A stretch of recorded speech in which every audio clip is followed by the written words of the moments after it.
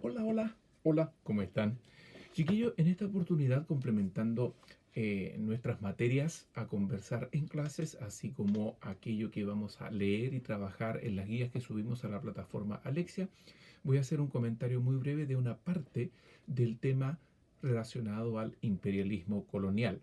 En esta oportunidad me voy a referir a imperios que no son europeos propiamente tal y se desarrollan exactamente igual, con la misma fuerza, importancia y ambiciones que Inglaterra, Francia, Bélgica, como los más simbólicos, los más significativos y representativos. Empezamos este comentario breve, esperando que estén muy bien, cuidándose en casa y juntos a trabajar en este segundo semestre. De estos imperios que podríamos catalogar no europeos, debemos hacer una pequeña mención antes de estos a las situaciones de Alemania e Italia. Estos van a transformarse en imperios coloniales, pero van a llegar tarde a la carrera por la cual están participando los grandes reinos europeos en general.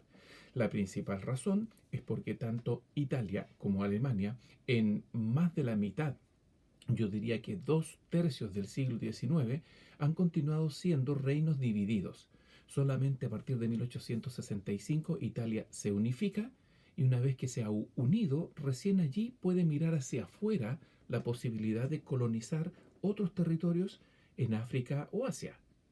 En el caso alemán, es hasta 1870, cuando Alemania se unifica, es una sola, un imperio alemán, y antes que eso difícilmente podía salir a colonizar.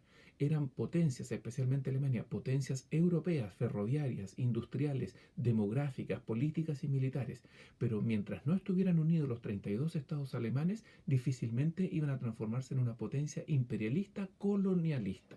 Una vez que se unificaron, comienzan, pero van tarde. Y en el caso alemán, presiona enormemente para poder participar en el reparto de África.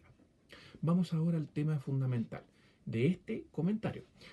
Tiene que ver con los que yo he denominado imperios coloniales no europeos. Partamos con aquellos que están más cercanos a Europa, que de hecho una parte de su territorio está en Europa, como lo es Rusia. Rusia, si bien recuerdan un comentario del semestre pasado en este mismo canal, Rusia era una potencia demográfica, un tremendo país, era enorme. Al verse conectado, al verse vinculado y relacionado fuerte y enormemente con los demás estados europeos, busca la posibilidad, con posterioridad al Congreso de Viena, de transformarse en un imperio aún más grande. Y sus intenciones siempre estuvieron en la Europa oriental, mirando hacia el Mar Negro, mirando hacia la zona de los Balcanes. Sin embargo, al apreciar que ese es un territorio ya ocupado, ya digamos repartido, comienza a imitar las políticas exteriores de los otros reinos europeos y se da cuenta de que no hay nadie, excepto Rusia, quien pueda colonizar y qué mejor que su propio territorio. Parece raro, pero los rusos dicen y piensan, ¿a qué voy a ir a colonizar en África si tengo Siberia, el Cáucaso y una enorme y vasta extensión de las estepas asiáticas al norte de los Himalayas en lo que ha sido considerado este tremendo imperio ruso? De manera que aunque era suyo, la verdad es que estaba bastante descuidado, desprotegido y ahora la intencionalidad era no solo tener un mayor control político y nacional, sino que su explotación. El Cáucaso es tremendamente rico en minerales y trigo. Y la idea de llegar hasta Siberia, en el extremo del continente asiático, es muy buena, puesto que eso incorpora realmente el control también y la población de esta región. ¿Le cuento algo? ¿Sabía usted, chiquillo, chiquilla, de que los rusos incluso fueron dueños de Alaska? Es probable que lo recuerden por los comentarios anteriores. Ahora, una vez que vendieron Alaska a Estados Unidos, se consolidaron y se concentraron en la construcción de dos grandes ferrocarriles, el Transcaucasiano, que era en dirección al Cáucaso desde las zonas rusas europeas, y el Transiberiano. En ambos casos, estos significaron progreso, trabajo, un medio de transporte, acercamiento, un control efectivo de esta zona. Para los rusos era fundamental tener un buen puerto. Tenía, en el caso de San Petersburgo, puerto, pero este estaba tremendamente encerrado en el mar Báltico. en la zona de Crimea, en el Mar Negro. Espero que ustedes me acompañen mirando un mapa o en clases lo vamos a comentar. Ya les he dicho que el objetivo de estas son comentarios fundamentalmente visuales y del profe. Chiquillo, en el Mar Negro existía en la península de Crimea un puerto llamado Sebastopol, pero que de una u otra manera significaba que la flota rusa estaba también encerrada en el Mar Negro. Necesitaba de la autorización turca para poder pasar. Tuvieron de hecho una guerra con los turcos por la posesión del Mar Negro y terminó en un empate. Así que en Siberia van a buscar un puerto, lo van a fundar y van a llegar con las líneas férreas hasta esta localidad conocida como Vladivostok. Así, Rusia se transforma también en un imperio colonial, pero astutamente va a incrementar el control, la productividad, el trabajo, el acercamiento ferroviario hacia el interior de su continente, sí, y de sus propios territorios. Y ojo, que va a estar siempre mirando con apetito a los Balcanes y la situación en el Mar Negro. Por otra parte, Estados Unidos. Estados Unidos, después de la independencia de todas las colonias españolas en América Latina, va a transformarse en una importante potencia. Se va a sentir en alguna medida, lo he dicho muchas veces en clases, como el hermano grande de los americanos. De hecho, su presidente Woodrow Wilson señala y dice que América es para los americanos. Ya basta de esta presencia europea controlando los destinos americanos de ya 2 a 3 y 4 siglos de colonialismo, o en este caso colonias hispanas desde los tiempos de Colón en adelante. Chiquillo, Estados Unidos también de manera muy astuta va a aprovechar su desarrollo industrial, va a aprovechar su capacidad financiera, va a aprovechar este territorio y recuerden los comentarios del semestre pasado sobre Estados Unidos y van a colonizar todo el centro y el lejano oeste. Van a ganar a México una guerra.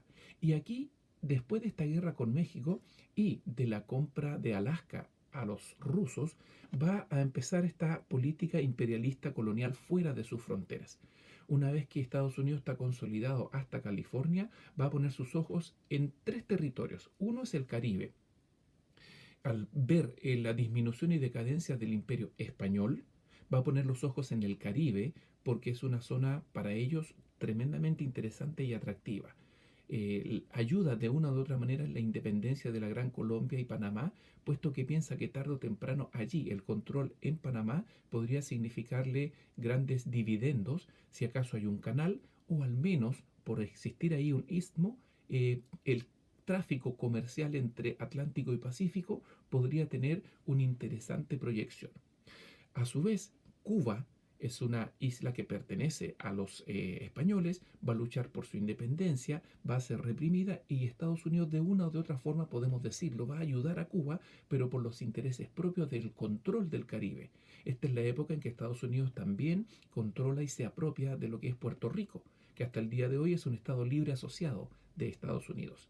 Va a haber una guerra contra España en 1898, por la cual va a quitarle el control total del Caribe.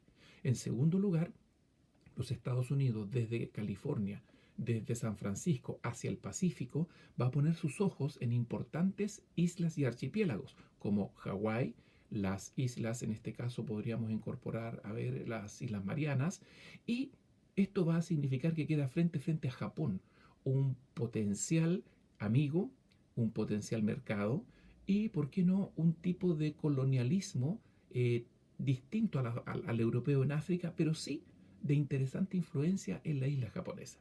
Los Estados Unidos entonces así es que se van a hacer de Hawái, van a controlar el Pacífico y van a llegar después de la década de 1860 hasta el puerto de Tokio, ofreciendo comercio, relaciones internacionales, apoyo militar, apoyo tecnológico, etc. Y Japón, que hasta esa fecha estaba viviendo todavía en un sistema casi medieval, va a haber en Estados Unidos una oportunidad también de dar algunos pasos de progreso tecnológico y progresos propios de no la democracia, pero sí la política y la modernización occidental que podría servirle. Japón de esta manera va a pasar a ser el tercer imperio en el que, a todo esto, ojo chiquillos, algunos de ustedes han visto la película El último samurái. Esta muestra cómo los Estados Unidos ha generado un total y vínculo estrecho y con mucha presión hacia el gobierno de Japón para tener esos contactos y desarrollarlos. Le invito a verla. Ahora, Japón, tercer imperio. Sí, porque Japón, al recibir la influencia norteamericana, mantiene dos excelentes posibilidades de desarrollo. Una, mantener sus férreas tradiciones, su forma de vida, su honestidad, su organización de trabajo, la humildad del japonés, el esfuerzo, el honor, la lealtad, esa devoción al emperador. Pero al mismo tiempo, los hombres más ricos de Japón se dan cuenta de que más riqueza está en la modernización económica, industrial y en estas relaciones con Estados Unidos y una apertura hacia Europa. Ahí está justo en la película El último samurái explicado el conflicto entre tradición y modernización de Japón. Conflicto que a la larga va a llevar adelante más la modernización y va a dejar los aspectos tradicionales para la mentalidad de la población no terrateniente, no comercial, no noble, no los ricos japoneses propiamente tal. Estos otros van a llevar adelante este proceso en el que Japón va a ir modernizándose lentamente. Eso los transforma en una potencia extraordinaria hacia inicios del siglo XX, tanto que es tomado en cuenta y respetado de igual a igual que los demás imperios coloniales. Japón se moderniza en cuanto a su legislación, Japón moderniza su industria, Japón moderniza su flota, todo después de la influencia de los Estados Unidos. Va incluso en algún momento en el último tercio del siglo XIX a verse con Estados Unidos casi de igual a igual. Ya no es como una colonia que ha sido influenciada. No, se va a ver de igual a igual, con tratados comerciales, con tratados de índole económico, ¿cierto? Japón con esto pone sus ojos en los estados asiáticos que han sido débiles frente a la presencia europea, China en particular. Y Japón se va a sumar a la carrera colonialista, va a poner sus ojos en Corea, va a poner sus ojos en las Filipinas, va a poner sus ojos en la costa de China, al igual que como lo hicieron Alemania, Francia, Inglaterra, aprovechando una debilidad del gobierno imperial chino. De esta manera, Japón, y termino ya aquí, va a transformarse entonces de una especie de amigo influenciado por Estados Unidos, luego en un socio comercial, luego en un socio competidor, para que hacia el inicio del siglo XX Japón esté entre las potencias comerciales, industriales, y tanto así que avanzado algunas décadas más, Japón va a ser un imperio asiático, incluso que va a llegar a desafiar a los mismos Estados Unidos en lo que conocemos como una Segunda Guerra Mundial. Ese es un tema que veremos más adelante y cualquier otra duda la vamos a aclarar, como ustedes saben, en nuestras clases, y con esto al menos abarcamos un poquito más lo que es el imperialismo colonial. Un abrazo grande, cuídense, nos vemos dentro de esta semana. Chao, chao.